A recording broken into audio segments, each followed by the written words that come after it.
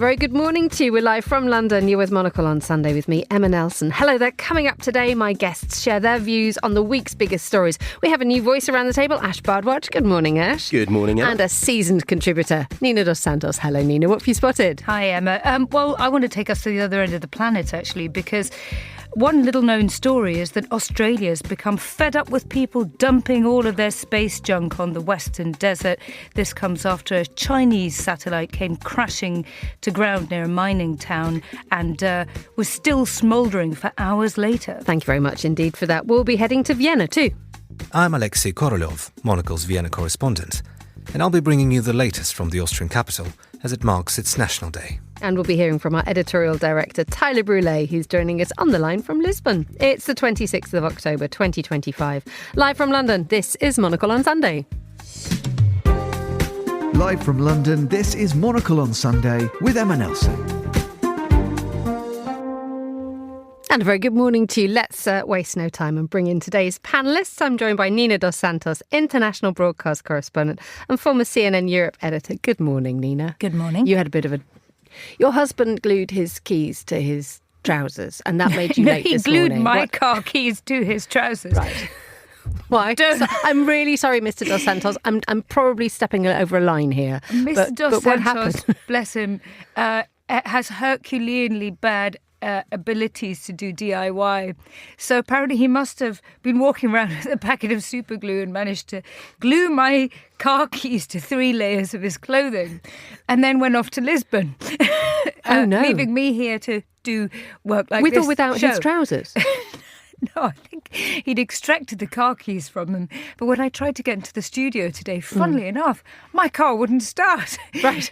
It appears as though he's still got the battery from the car keys stuck to his trousers unknowingly. Okay, understood. Thank you very much for that. Any trouble for you, Ash?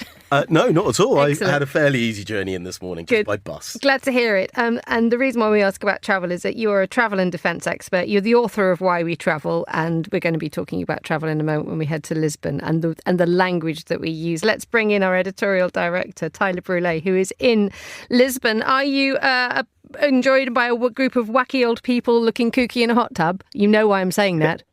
Yeah, I know what you're saying that. But I'm wondering if I'm going to see Mr. Dos Santos walk around, someone with, I don't know, maybe 2 hands glued to his head or something. I will be heading out for my morning stroll in a moment. Nina, I'll keep an eye out for him. He's got trousers. I'm not sure if he's in this. Well, hopefully. But yeah, anyway, yes. We'll move to the weather. Beautiful. How are you, Tyler? Beautiful morning here. I'm very well. Beautiful morning here in Lisbon. One of those cloudless days. Every time we check in from Lisbon, the sun is out, and I guess there's a reason why the world seems to be flocking here. I say the world, but it is interesting. Emma, I was out last night. Of course, we've commented on this many times, and of course, many people living here will know this has really become the other French capital in Europe. It's remarkable how many French people have really, obviously, I wouldn't say checked out, more like checked into a very different lifestyle, living their lives between both Paris and Lisbon, and just remarkable the people that you meet. I mean, last night at dinner, suddenly a gentleman sort of arrives, and he was the founder of Le Baron, of course, legendary nightclub. And there's all of these people who are a little bit under the radar. We're part of French society, have opted for an easier life of sunshine and surfing. So the city is awash with these types. It's interesting that you say that people who ordinarily would be the beating heart, the undercurrent of Parisian society have now decided to move to London because we have spoken extensively. Lisbon, sorry, the wrong L and N. But they've left Paris, and the last time we've spoken extensively about how good Paris is and how it gets it right. But obviously, they're finding something even better in Lisbon. Well, I think part of it is there is, of course, a disillusionment, and we've been talking about that. Of course, Paris does many things right, Paris does many things wrong. But I think even since we started having this conversation, there's been, we're now into our 3rd prime minister, a real sense of disillusionment, not just on the part of those who've decamped to Lisbon, but I think the French in general.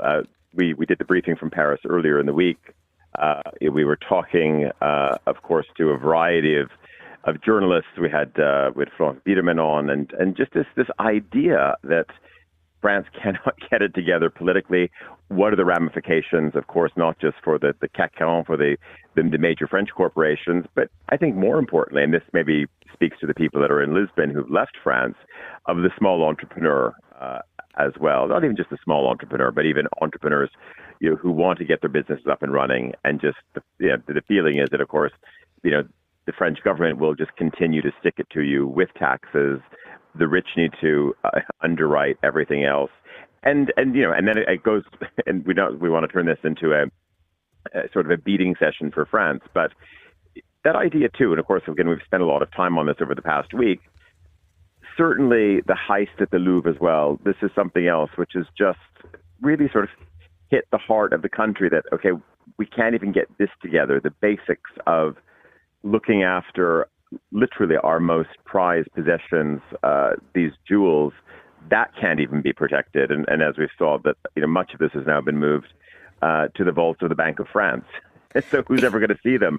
So these, I think these are the things that people are wrestling with, in a sense that the nation is adrift, as great as much of the soft power aspects of brand France are. There's a joke going around that had they put as many guards around the crown jewels in the Louvre as they did around Nicolas Sarkozy's cell when he arrived in prison earlier this week, then we might still have the jewels.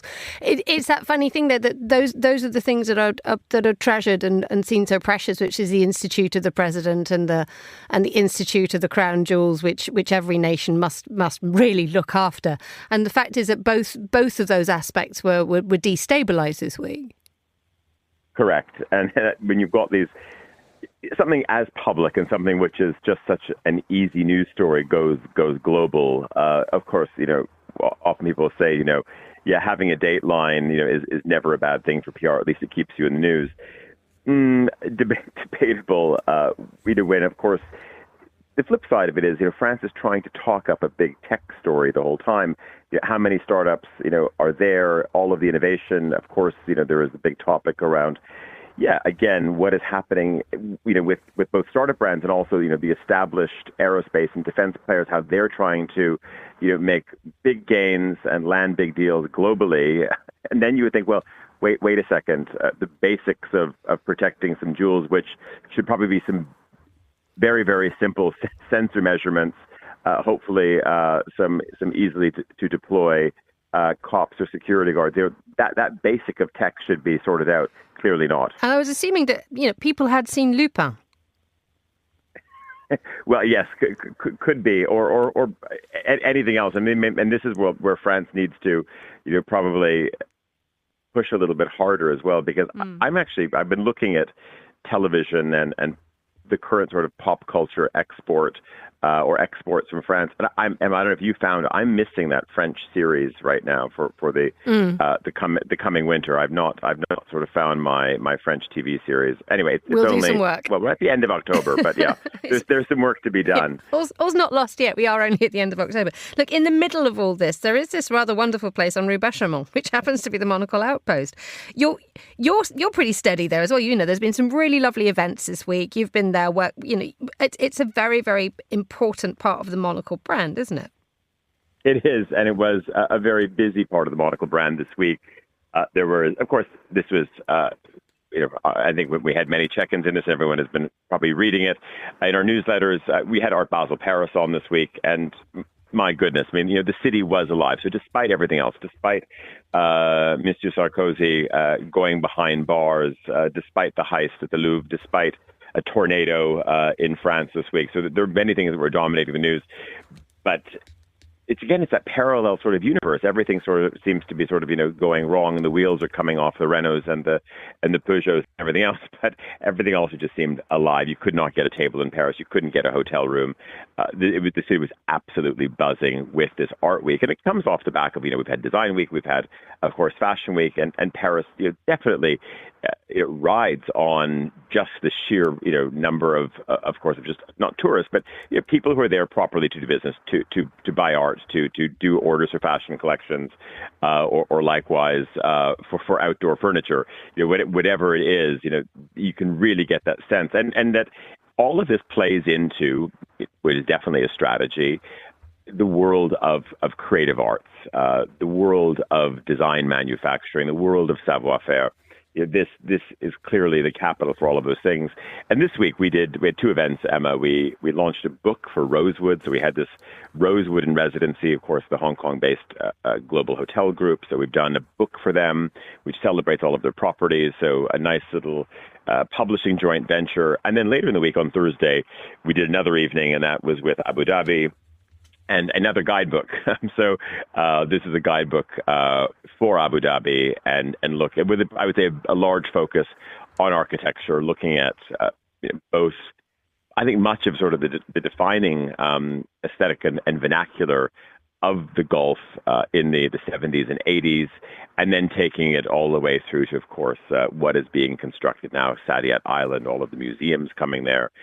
So there was a launch for that. And then lots of radio and other things in between on Rue Vacheron, and just, again, a great crowds for the parties, but also it's just amazing when you're planted there. And as you would know, when you're anchoring and doing radio out of that space, because it's all integrated, it's very different than where you're sitting now at Studio One at Midori House in London, because no one's really wandering through. I mean, maybe the odd diehard fan will sort of knock on the reception desk and say, can I see if Emma's in studio today?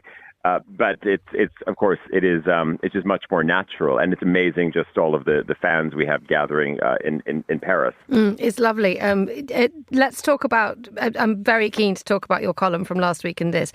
The reason being is I have Ash Bhardwaj, travel defence expert and author of Why We Travel. And Ash, how are you with your journey to your authentic self? Are you feeling experientially excited?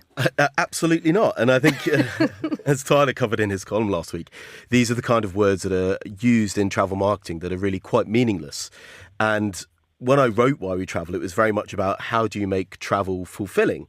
And the way travel marketing has divided different places and different products is partly by using words like this. But that's because destination, accommodation and experience are the only things that you can really sell, and they're used as the things to distinguish one place from another.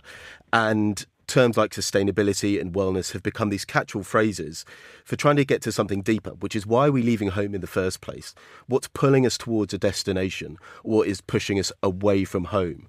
And I think so much of travel marketing is focused on these mechanisms that it loses the connection to identity, which is who we become as a product of travel, and then the outcome. How do we feel at the end of it? Tyler, I jumped the gun a little bit. We need to sort of go back a week and your column that gave the impression that you had been quite worked up by the way that the travel industry markets itself, so much so that you need to lie down and have someone put hot stones on your back. Something close to that, Emma, and it's clear also, as Ash is saying as well, but how much the world is actually worked up over this as well. So I was writing this column on the plane on the way back from Tokyo. I'd been at a conference there, and it wasn't just conversation on stage, but even when you meet other marketers and you read the paraphernalia that is out there, and it is these 10, 12, 15 defining words about your authentic journey and all the world of meaningful experiences that you can have. And I just had to stand back from it all and think, people, when I look at just Tokyo, and Tokyo is just overrun at the moment, are people there for experiences? I would say in and around Shibuya on Friday evening, do we really have to call going and having, I don't know how many, super chilled glasses of Asahi an experience? I think you're just out to get a drink. And I think this is what we're losing in all of this as well. Let's not try to sort of wrap up potentially a weekend in Bilbao is only cultural. There's also a lot of good retail there. There's amazing food, etc. And so I think there's an inflation of language, and I think definitely an overinflation of sort of the feelings that you're putting into it. Nash, apologize. I've not read your book, but the Christmas season is fast upon us. But I think this is, this is clearly part of the problem. So this is what I was, of course, highlighting last week's column, and I made a call to our readers. I said, I left one word out in the column. I said, if you can identify what that word is, someone gets a prize. Divided the world into three areas. First answer from APAC, first answer from EMEA, first answer from the Americas. It's correct. You'll get a treat. These people have all been advised in today's column. But I think I've never received more emails to a column ever. And there was no sort of grumpy comment or why are you saying this? Everyone's like, I couldn't agree more.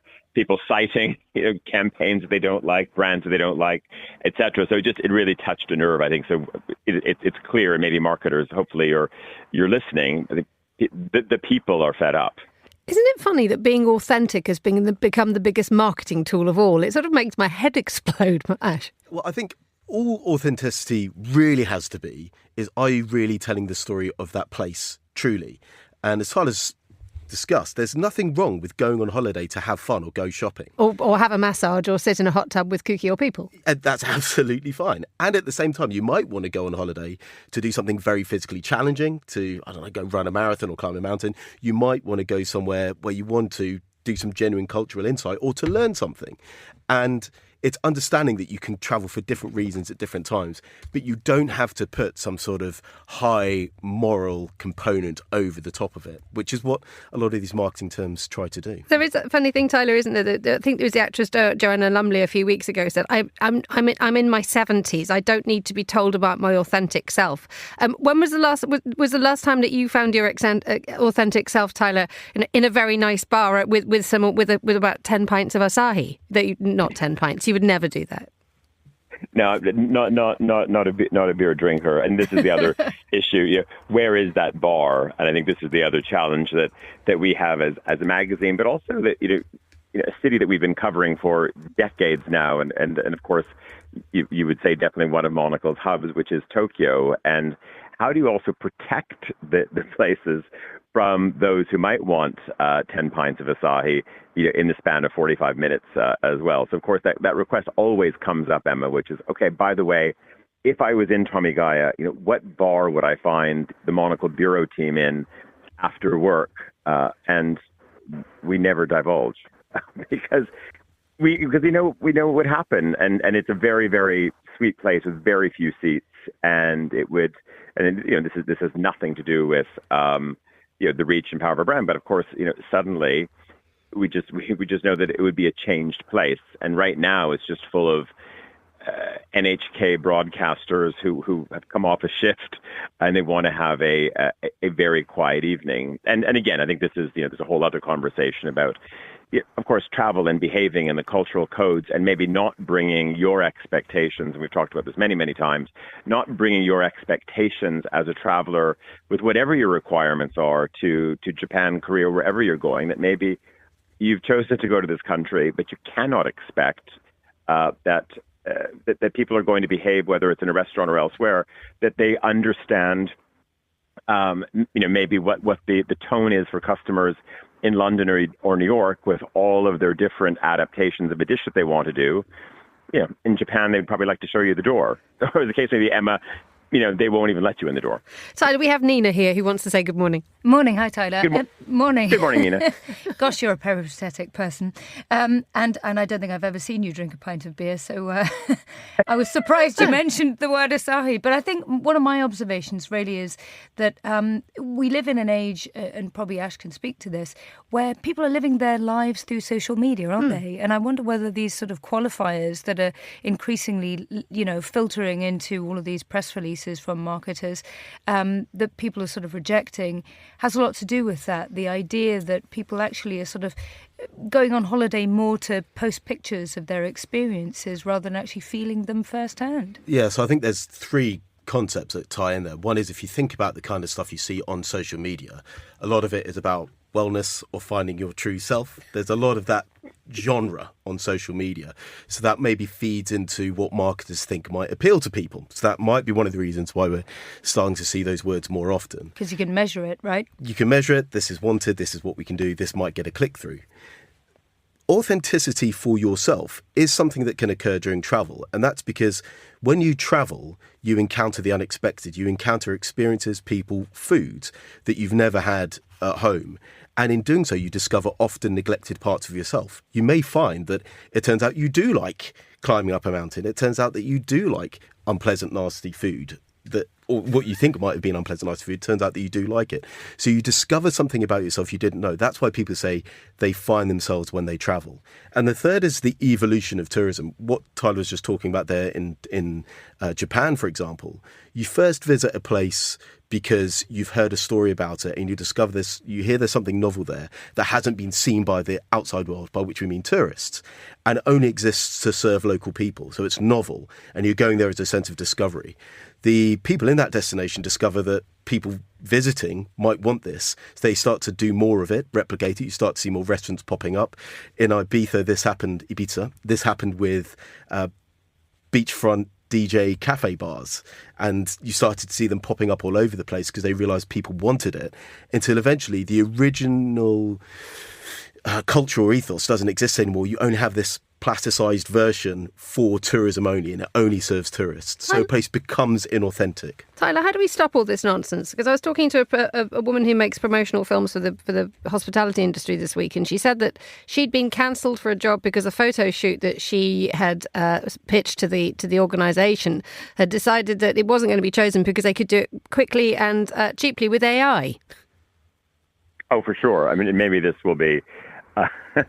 this could well be part of it. And just on that note, it is amazing when we go back to the world of all of this language and what, of course, hoteliers, airlines, tourism boards want to pull off. Then it's amazing in parallel the conversation where they're trying to consider over tourism and be sensitive, et cetera, then how much they're also talking about AI as a tool to fill up rooms, to navigate people to those truly honest places and spaces still, and that is the remarkable thing. I mean, but how do we solve it, Emma? I think we can attempt to raise prices, and that is the one remarkable thing, though. I mean, if you look at just the price of a ticket to Tokyo, probably no matter where no matter what the destination is in the world, is eye-watering. Room rates, are incredibly high. So either you jack them up further, and hopefully that's going to maybe weed out some of the crowd. But I think going back to what Nina's saying, as well.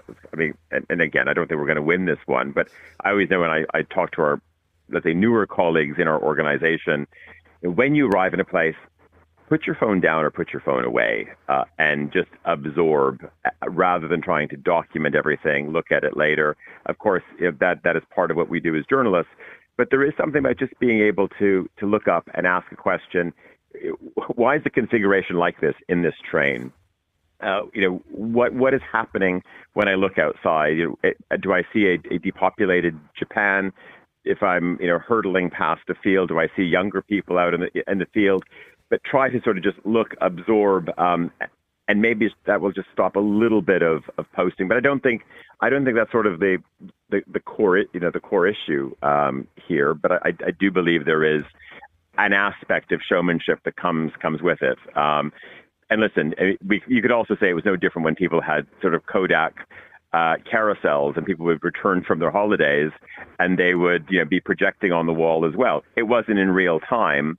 But I think you could go back to living rooms in the 1960s and 70s, and there was an aspect of showmanship that came then. It was just 3 weeks later after you got the film developed. Tyler, we'll let you get on with your day. Thank you so much for joining us on the line from a very sunny Lisbon. That was our editorial director, Tyler Brûlé. It's 9:24 here in London. You're listening to Monocle on Sunday with Emma Nelson, Nina dos Santos and Ash Bhardwaj. Ash, do you have anything else to add to that discussion about how we get back to it? Because for me, it was a question of good writing. You have to play experience and authenticity bingo. And if you see those words being thrown at you when you are writing, and heaven forbid you've chucked the brief into ChatGPT, if those things come back, it means that you've actually failed. I've been talking about this quite a lot on a WhatsApp group that I'm on with lots of other travel journalists. There's one thing that AI cannot do. It cannot discover anything that's out there in the real world. All it can do is reinterpret and retell you things that are already out there. I don't know if you've seen this chat GPT prompt where somebody said, take this picture of Dwayne Johnson, The Rock, and copy it exactly 100 times, changing nothing. By the time you get to about 30 iterations through, it looks like a Picasso painting. And that's kind of what AI and chat GPT, various other tools, are doing with our travel experiences. They're telling us weird versions of things out there in the world. The way to get around that is to have good journalists and good storytellers going out there into the world and finding authentic stories, which are places rooted, really authentic in the sense of rooted in the actual culture, actual landscape and actual people of a place, and not trying to impose marketing terms like sustainability or wellness on top of them.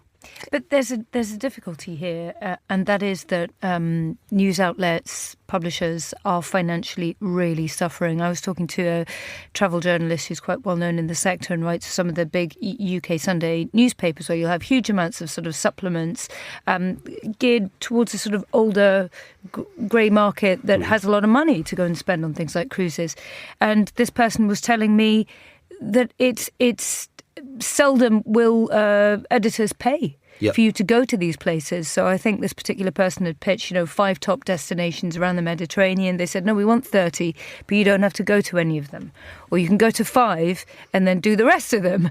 I mean, so the journalism itself, the financial model means that the journalism itself actually isn't authentic journalism, right? And the PR team, then the PR teams and the companies, there are more and more hotels that are being swallowed up by major chains. So it is easier to do central marketing. And then you have the PR teams who are not writers. They won't have been to the location themselves. And so everything suddenly there's about 3 or 4 steps removed. Yeah, absolutely. And I was reviewing the difference in pay from 1997, not that I was writing in 1997, but getting data up to now. And in real terms, most travel journalists' pay has gone down by 80% for the same amount of writing. And therefore, lots of journalists are doing desk journalism. So they're just getting PR bits and pieces in and putting it back out there. But this is why you're starting to see a greater rise in destination experts in travel journalism. So people that live in, say, Greece, that are doing lots of stuff around the Greek islands, they will be the person that several different newspapers or outlets will turn to because they do have really good insight and knowledge of that region. Let's talk about what's been happening in the news this week. Nina, you wanted to mention, and we spoke briefly earlier on when Tyler was on the line, about what's been happening in France. And you wanted to talk about Nicolas Sarkozy. Well, Nicolas Sarkozy has spent, I think this will be the first weekend he's in the Santé prison, isn't it, on his own, with his copy of Le Comte de Monte Cristo, the Count of Monte Cristo. He's got Alexandre Dumas to keep him company. He can be in there for quite a while, actually, because it's a big old book. It is, but he's supposedly going to be in there for 5 years, although it's looking as though obviously his legal team is campaigning and appealing vociferously for him to be released early on the grounds of his age, because he's now 70. The sort of institutions of France and these glorious sort of titans of the political world, I think, are kind of, things are changing a bit. As Tyler was just pointing out before, there's a sense that, the Fifth Republic in France is coming to the end of its time, that there's political decay that has set in, that there's concerns about how to fix the ballooning budget deficit and whether or not rich people in France should be paying more. And then at the same time, even their crown jewels can't be kept safe. So it's amazing how things in France have changed in just 2 years' time, right? When Brexit really started to bite here in Britain, you had a very grandstanding Emmanuel Macron saying, oh, no, Paris is going to benefit from this. Well, actually, since that ill-fated decision to call parliamentary elections a while ago, he's just thrown away the hand that he had. That was June last year, and nothing has gone right since. And it was that moment when I think it's been quite a strange thing watching France do this to itself, because every wound is self-inflicted. And we had this moment last year with the Paris Olympics, which are always a momentary blip, but then you sort of measure the success and the value of the country by how long that honeymoon, that sort of afterglow continues. That was knocked dead by September, wasn't it? Everybody get back to Paris, everybody get back to work, everybody grumpy, Parliament falls to pieces again. I mean, France has managed this badly. What I would say about the point of the president going to prison is that whilst you can see it as a black mark against political culture, to an extent it does show that justice works, because he has gone to prison for criminal acts and taking money from places he shouldn't have done. So as much as that might create a bad sense for the moment, it does show that the elite can't get away with crime. So to an extent, I don't think that's necessarily too bad a thing. And that's quite unusual, actually, in France, let's face it, because the last French leader who went to jail, I think, was Maréchal Pétain. For collaboration with the Nazis. Yeah. And the wheels of French justice turn notoriously slowly, so cases just go on forever. And I think the country has actually been shocked, you're right, Ash, that finally, we've actually seen the spectacle of one of these titans of the French political era over the last 15 years find himself behind bars. But as I said before, it might be that he's not behind bars for very long. And also the second generation of Sarkozys is coming through, because remember that his son Louis is running for the mayor of Menton in the southeast of France, a very rich part of France, that.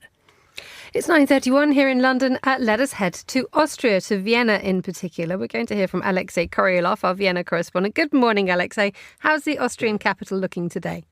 Blue skies and sunshine. Okay, looking good. Lovely. And I bet Vienna does it well when it looks like, actually Vienna does it well when it's raining. What's happening where you are? How's life? Well, that's good. And today is famously Austria's National Day. So that marks the 1955 state treaty that gave the country its independence back after a decade of Allied occupation after World War II. And it's the 70th anniversary this year, no less. So, huge festivities in the city. And as I say, the weather's looking good. So, lots of people will be sort of joining into in these festivities. But, mostly this is the day when traditionally sort of Austrian politics kind of opens itself up to the public. And, you can visit government offices, you can visit the Parliament building and so on. And so that is sort of, it's thought of as a sort of a lesson in democracy and education in political consciousness, to let people see and observe how politics works. But of course, this year, as it did last year and it did for the last 3 years, it comes with very uneasy questions, because a key condition of that treaty in 1955 that gave Austria its independence was Austria's declaration of permanent neutrality. And its pledge to avoid joining any military alliances, i.e. NATO. But of course, since Russia's invasion of Ukraine and in general Moscow's sort of this increasingly hostile stance towards Europe, this neutrality and this pledge has come under scrutiny, and lots of people are now asking, should we change this? Because, of course, this is enshrined in Austria's constitution, so this would involve a very complicated political process of amending the constitution. But questions are being raised.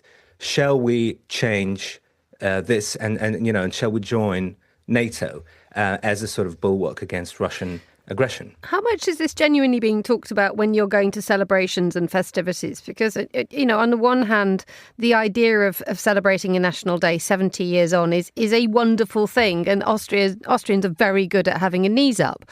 But to what degree are people sort of seriously scratching their heads? Well, you have people like the foreign minister mentioning this time and time again, shall we rethink this? There are rallies all the time, there are protests. Just yesterday, I haven't been out today yet, but, yesterday I was just passing Parliament building and there was a big protest by the far right saying, we should keep our neutrality. We should never join NATO. We should never join into the aggression, which is really interesting, actually. Curiously, I've noticed this recently, how, especially since the start of the Russia-Ukraine war, it's the far right and the nationalists who are now portraying themselves as pacifists, despite being some of the more belligerent people in the world, and they're now portraying sort of centre-right and liberal parties as warmongers, arming Ukraine and prolonging this war. And not just the war in Ukraine, obviously the Israel and Gaza situation as well. So, there is this understanding there. There is this change of attitudes. People are genuinely talking about this. Of course, recent polling shows that most Austrians still support neutrality, permanent neutrality, because, that's the way it's been for the last 70 years. And, people are just used to that. And people don't want to be involved in any sort of global geopolitical conflicts. That said, I mean, you're talking there about the military neutrality, but we still have to bear in mind that when it comes to the economy, Austria is in a mess. Well, in particular, it's Raiffeisenbank is in a mess because it cannot. It's one of the largest Western lenders still operating in Russia, isn't it? And it cannot sell its stake, and it is punishing Austria economically. Yet at the same time, it is also gumming up the European Union's efforts to try to extract Europe and the European Union more effectively outside Russia. But at the same time, it just shows you just how neutrality is nigh on impossible in a globalized world. Oh, yeah, absolutely. And I mean, Austria's entanglement with Russia goes back decades. Well, it goes back 70 years because, in sort of the popular imagination, it was the Soviet Union was the last one of the Allies to sort of lift its veto, to drop its opposition to Austria becoming independent again in 1955. And so that's why the Soviet Union was one of the first sort of global powers to start doing business with Austria at the time. And Austria was famously the first country in Western Europe to sign a gas deal with Moscow in 1968, and so on. So this entanglement goes back decades, really. And of course, it's a complete mess right now. And on the one hand, there's this very sort of pragmatic attitude of many in the Austrian business community still, that Russia is, or the Soviet Union back then, is a legitimate business partner. It's just about money, it's just business. But on the other hand, obviously, there's this attitude now that by continuing doing business with Russia, we're just sort of prolonging the war in Ukraine. We're feeding the Russian war machine and so on. But yeah, Raiffeisenbank, its situation is dire. It's so entangled with sort of the structure of the Russian state, which it's the Russian government, the Russian state that is not letting it exit Russia, and so it's sort of stuck in between. And obviously that puts a lot of pressure on Austria and on Austrian decision makers, and that sort of continues this tradition of Austria being perceived as, and also seeing itself as one of the only countries in Western Europe that can have a dialogue with Russia, that can talk directly to the Kremlin. Although this has been diminishing, in the past year or so, quite a lot. And let's move on to another story, which is sort of neighbouring, which is what's happening in Hungary. I mean, Hungary obviously being very close in sort of Viktor Orban and Putin, two men who get on well, and the ideology of what Viktor Orban pushes in Hungary is of a more and more extreme nature. What's been happening there this week?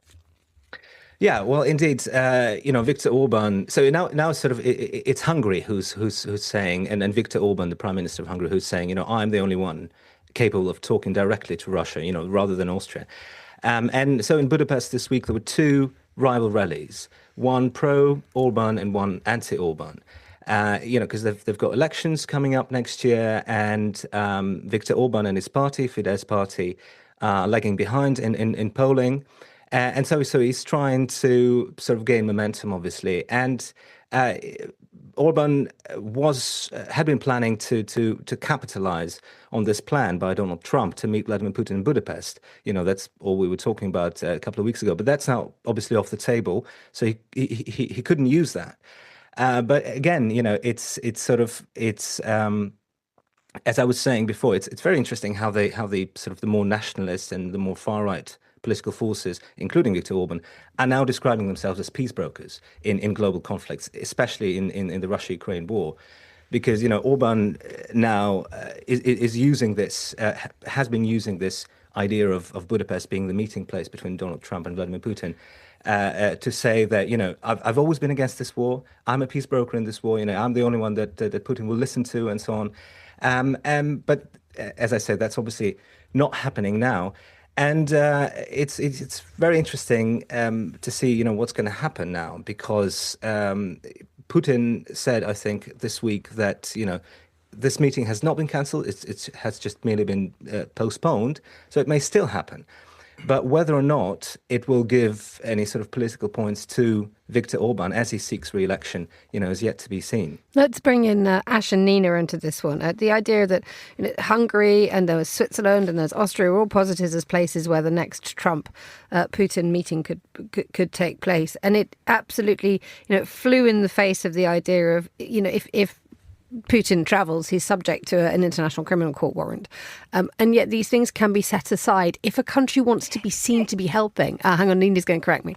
Well, no, I'm not going to correct you, but I'm going to precise one thing, and that is the fact that just over the course of the summer, what was very little noticed by the international media was the fact that Hungary withdrew, yeah. Exactly, from the International Criminal Court.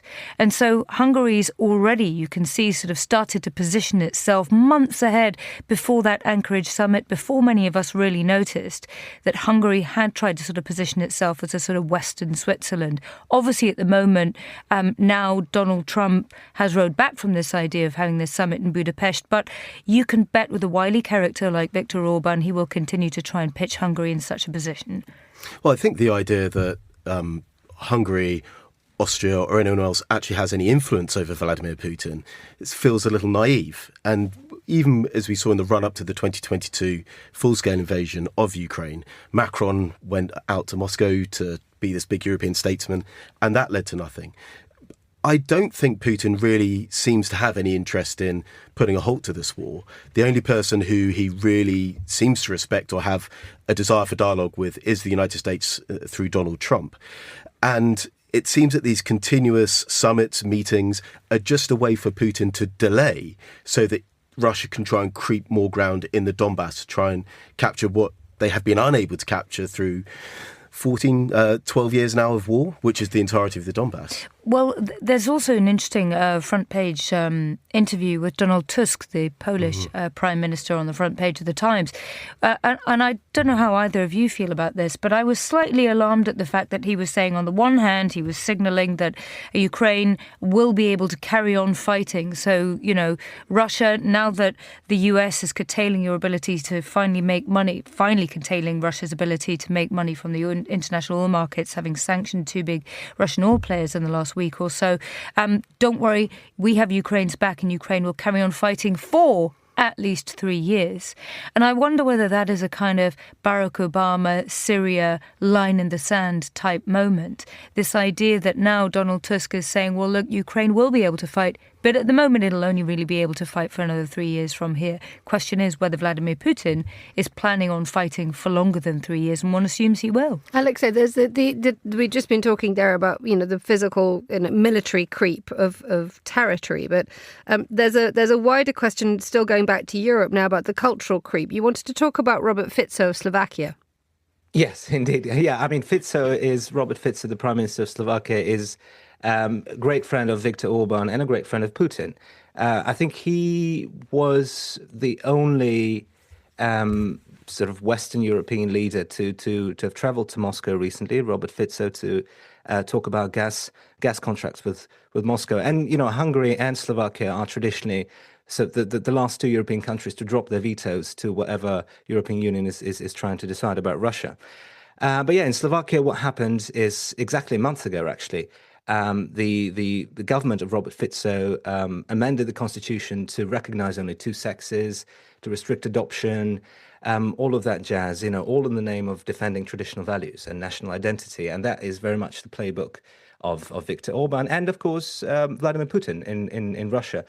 And, I am from Russia. I come from Moscow, and I came of age during the sort of early Putin years, his first two terms, when, there was this massive burst of economic growth and prosperity on the back of oil and gas revenues.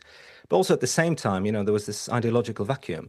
And so Putin was looking for something to shore up conservative support, especially.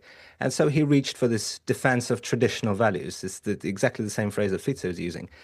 But the question here, of course, I mean, as it was back then in Russia, is what does that actually mean? What are these traditional values? Is it the sanctity of the family that they're all talking about, Christianity, church, all of that? because, it's especially in Russia, which is, a massive country with massive differences, across the whole country. There are many nationalities, many ethnicities within Russia. What are traditional values to these people, to each one of these? And the same applies to Slovakia, and the same applies to Europe in a more general sense. We cannot talk in this day and age about traditional values because, it already sounded archaic back then in the early 2000s when Putin was talking about this. And it sounds even more archaic now. And of course, this defense of traditional values was, one of the reasons for his aggression towards Ukraine, for his invasion of Ukraine, to shield Ukraine and to shield Russian-speaking people from the moral decline in the West, which is obviously, absolute nonsense. But, it's very, very unsettling to see it playing out just across the border in Slovakia, see it happening. And, I don't know where it's going to lead. And obviously, there's been sharp criticism from more liberal Slovaks. And, and they have elections soon as well. So maybe they're going to change the constitution back again to be sort of more liberal and more tolerant. Let's finish our check-in with you, Alexei, with a moment of art and this combination of old and new. The Albertina Museum, the last time I went, was a place where there are beautiful pictures by Dürer. Very, very old, very sublime. A lovely hair, the last time I checked But it's now the sign of it is now going to be the location of one of the most radical artists that we've ever known, Marina Abramovich. What is she doing there?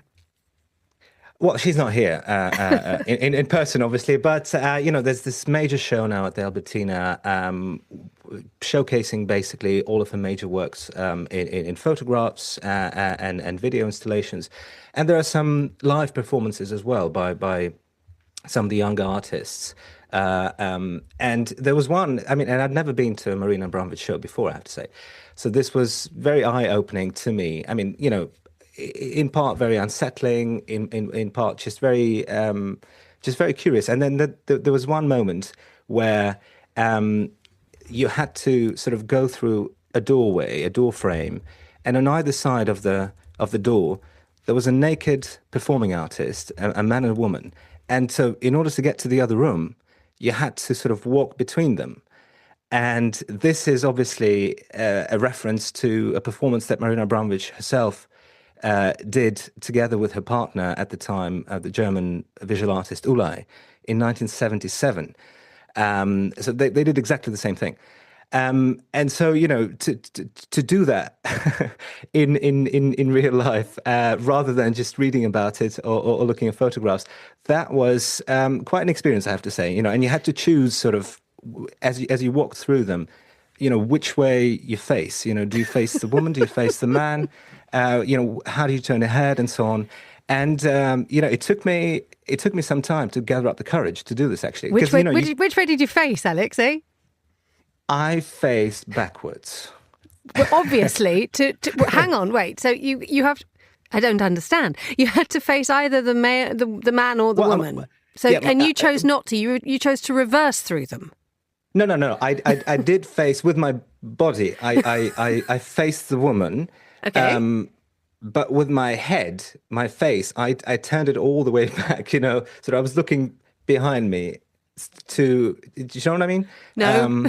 Well, it's kind of hard to explain.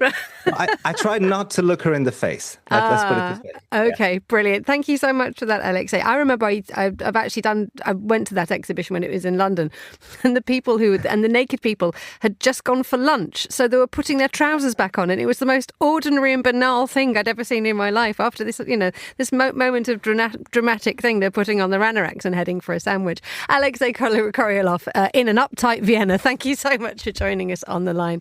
Nina, you had something to say about that. Oh no! Well, it sounded a little bit like Alexei was trying his best to do an impression of an owl. we don't do naked though, do we? I'm not entirely sure how naked the Viennese like to get, but the Brits certainly don't. That eternal thing about how the Finns want you to take all your clothes off and jump in a sauna and then do business, and the Brits suddenly sort of look as if they're a slug that's had salt put on them. That was fantastic. We are really uptight, aren't we? I mean, I've quite enjoyed going to Finland and jumping in saunas every now and again. And that might be why... With or without any clothes on? Sorry, I had to ask. Bit of both. Excellent. That's good to know. That's good to know. That's great. Right, let's move on to other things that we wanted to talk about. Ashley, what did you want to talk about this week? It was King Charles, the Pope. What else? What's caught your eye? Well, something that really caught my eye this week is that Lonely Planet has released its best in travel for 2026. Okay. So these are the... Yeah, Lonely Planet still exists, ladies and gentlemen. It does still exist. There is a beating heart. Well, they're constantly producing new books on different themes. There's one that's coming out about pilgrimage later on in the year and bits and pieces like that. But this is the 25 destinations that they think we should be going to visit in the world, places that seem to have grabbed some more attention. And some of them sort of fairly expected, places like Sardinia. Finland has been on there, maybe because they want to encourage more of us to spend time naked in saunas and then jumping into cold water. But one that really stood out to me was Bristol, a city in southwest England. And that's partly because of its cultural impact through the graffiti and what they call Bristol Sound. So Bristol was a place where drum and bass really came to the fore, an evolution of jungle, and through people like Goldie. But also, if you go to Bristol today, it really is covered in graffiti, and some of it is really very, very good. So it's, I guess, the same way that Detroit became a popular destination to visit about 10 years ago. It really started to make its name on the scene. Bristol is the next one. Well, what I can't understand is, yes, obviously, graffiti is an acquired taste. So if you really like it, then Bristol is absolutely brilliant. And some of the pictures that we've seen of the street art in Bristol it's profound, it's striking, it's brilliantly executed, and it actually genuinely adds something to the place. I think that's the absolute key to all this, isn't it? Yeah, and I mean, it's where Banksy first started to do his work, and that's really quite clever and insightful social commentary through quite basic imagery. And with the good graffiti, obviously, you just get the less good graffiti, and you do go to some parts of Bristol and it's quite hard to figure out what the street signs are telling you because they're all covered in tags. But I think if you're going to engage in art and culture, you can't just have the sanitized version where you just get the pinnacle. The pinnacle is built on top of a mountain, and maybe some of the mountain is less good. And the idea, I mean, for me, when they were talking about Bristol Sound, that was the last time I checked. That was the mid-1990s. The massive attack. That was exactly. It's a massive attack. Portishead, Tricky, all that lot. Phenomenally good, but 30 years ago. That's, I mean, Lonely Planet. What are they playing at? Because if you're looking at something retrospective, that arguably is, I don't know. Do they have an older audience who remember it? That's a good point. I presume a large part of the people that are reading Lonely Planet might well be the people that were backpacking with Lonely Planet in the 90s and early 2000s. But Bristol has always been a place of interest in culture and subculture. But I think in the last few years, it has become sort of more mainstream because of the cost of living in London. I think many creators, people working in the television industry or other parts of the creative industry, have moved down to Bristol, and therefore perhaps it's made more of a mark on the map through that. You wanted to talk about space junk. Mind you, I do love Bristol. It's good. We're going further to the southwest, Australia, the western desert of Australia. How's that for a segue, eh? And where, China has apparently one of its satellites has come crashing back down to Earth at the speed of 17,500 miles per hour near a mining town. And, these several miners near this mining town heard this this enormous crash and found this smouldering bunch of space junk outside, and it could have hurt quite a few people. And Australia's become quite irritated with this because apparently it's the destination where space junk falls to the ground, even though it's rather sparsely populated. And this is going to become more of a problem, it appears, according to this piece in the Sunday Times, because obviously it's not just rogue Chinese satellites coming down to Earth without any warning for the Australian authorities. It's also the very large amounts of debris that comes from American satellite launches. Previously, those were conducted by NASA. Now, obviously, Elon Musk's Starlink has taken on the mantle of that. And if you just look at how much Starlink's expansion plans mean for the amount of space junk, it really gives you an idea. They're expected to launch about 42,000 satellites, according to their targets over the next few years. And that's obviously more than there's ever been clogging up space. And quite a lot of it ends up crashing back down to Earth in Australia, and they've had enough. What I quite liked about this story is that in the outback, when you see a large thing hurtling towards Earth and landing with an enormous thud, you don't necessarily think that space junk is what's just crashed down. They thought it was aliens, which is glorious. Maybe, yeah, but then they rang the police because who do you ring when the police? When an alien lands outside your mining town? Who's on the phone for this one? Well, especially when it's still on fire, and if you look at the pictures of it, you can see it looks like one of those sort of, Apollo. Yeah, it's like Apollo, one of the early Apollos coming to ground in this sort of little pod. I did like one of the comments on The Times from one of the readers, who apparently is a space expert, who says, quote, "It did not hit the road at 17,500 miles per hour. That would have been the orbital speed. It massively decelerates in the atmosphere." And another reader's corrected this one, saying, "In fairness, I think it is Times policy to round up to anything if it's coming from space to the nearest 17,500 miles per hour." It's an absolutely glorious comment, and yet I never read the comments of an article. Do you read the comment? You're reading the comments of an article. It's a black hole to sort of jump into some sort of space metaphor there. It's definitely quite a scary place to look at the comments. Don't go there. Finally, I'd quite like to talk about the Lithuania and things in the air that we're trying to segue so clumsily. These Belarusian packets of cigarettes that are flying over in weather balloons over Vilnius. It's caused Vilnius airport to be closed 4 times this month. And Kaunas as well. It's absolutely bananas because in the wake of all these drone incursions by Russians or Russian sponsored, to suddenly have a packet of cigarettes flying over your airport and making and a proper DEFCON 2 moment happening. It's funny, but it's complicated. Well, it's also hard to know, is this just criminal gangs trying to exploit the tariff differences between Belarus and the European Union, or is it part of a wider way to use organised crime to test NATO and the response system? So, as we know, Russia has been testing NATO airspace quite a lot recently. The air policing mission is becoming an air defence mission. It's a way to test NATO's response time. It's a way to use up resources. Baltic Sentry up in the Baltic Sea is using up a lot of resources. So is this just criminal gangs sending stuff over, or is it part of a wider approach? And Russia has used serious organised crime to do things like push migrants into Europe, to put additional cultural and material pressure on the European Union. It's hard to know at this stage. And it also demonstrates that if you do actually want to deeply destabilise something, you don't have to be very complicated in your method, do you? No, but I think these weather balloons and all sorts of balloons that are going back and forth between North Korea to South Korea, where North Korea would sort of dump huge amounts of sort of waste on South Korean fields, much to their irritation. Then remember the whole fiasco a couple of years ago over the Chinese spy balloon shot down over the United States.